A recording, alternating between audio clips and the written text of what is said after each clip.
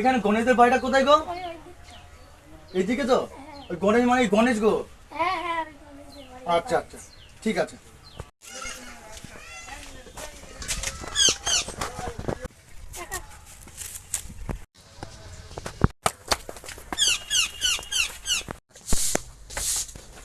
আমার লোন হয়েছে।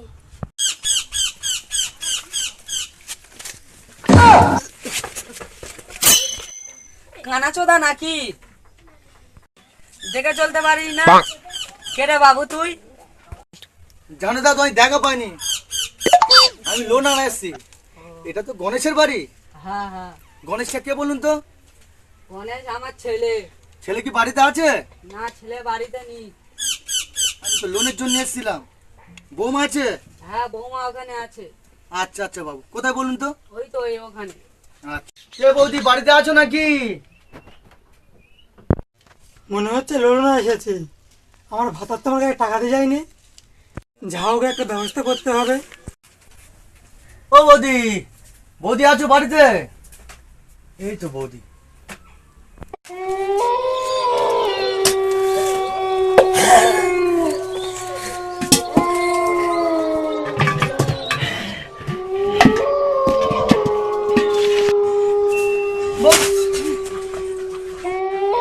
বৌদি চাপলো নাকি বলেন? আমার লোন দেবে না? ও বৌদি, বৌদি গো।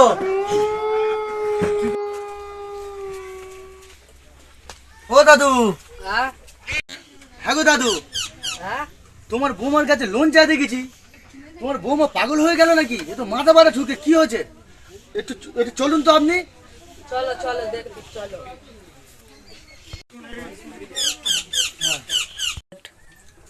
ও দাদু, ওই দেখো তোমার বৌমার অবস্থা দেখো।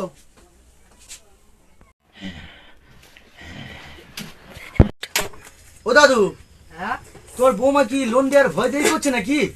না রে বাপ, আমার বৌমার মাসে ভূত চাপে, বাঁচতে চাইলে পালা। তাহলে আপনি একটু বলবেন, আমি তাহলে আসছি। হ্যাঁ, আগের মাসে দেখা করবি, যা। ঠিক আছে।